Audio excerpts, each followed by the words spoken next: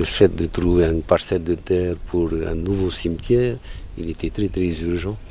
Et au bout de 20 ans, on a quand même pu avoir une parcelle de terre sur les hauteurs pour justement aménager ce futur cimetière. Donc ça n'a pas été facile puisque vous avez vu, c'est quand même 2 km de route, que la parcelle de terre se trouve à 2 km de la RDP. Donc il fallait aménager une route pour y arriver.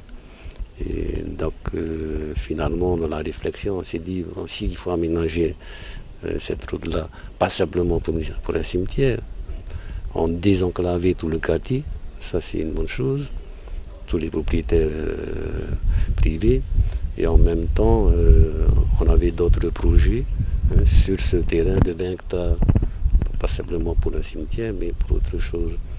Pour une salle de jardin d'insertion, vous parlez une salle de sport, parcours de santé, des jardins partagés. Et ici, là, sur la butte que vous voyez, qui appartient ici à la commune, peut-être des logements.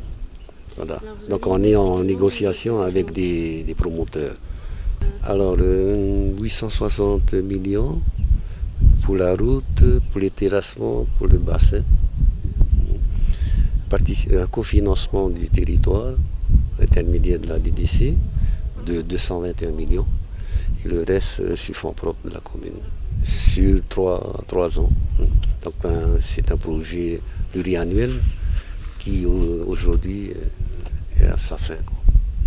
Le fait d'avoir agrandi le cimetière de Nourois où c'était complètement saturé, on s'aperçoit que bon, la petite parcelle que nous avons acquise il y a quelques années, pour avoir de la place, optimiser ce terrain, on a voulu construire des enfeux, des caveaux aériens.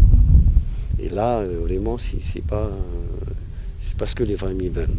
Donc on ne va pas répercuter la même erreur ici, on fera que des caveaux souterrains. Parce qu'on sait que ce sera cette forme de caveau qui est finalement privilégiée par les familles. Par contre, en bas, le fait d'avoir identifié, aménagé tout le cimetière, je parle de tout l'ancien cimetière d'Ourois, on s'est aperçu qu'il y avait des tombes inconnues laissées à l'abandon. Et c'était vraiment c'est un nombre important de tombes inconnues où on n'a pas finalement pu identifier les familles. Donc dans cette centaine de tombes que nous avons identifiées, donc il va permettre à la commune de les occuper prochainement. Donc on va essayer pendant 2 ou 3 ans à retirer les ossements de ces tombes inconnues, puisque nous avons déjà un ossuaire sur place à Nourois. Et puis on fera de la publicité pour demander s'il y a toujours des familles qui s'occupent de ces tombes, ou alors ce sont des tombes clandestines. Voilà.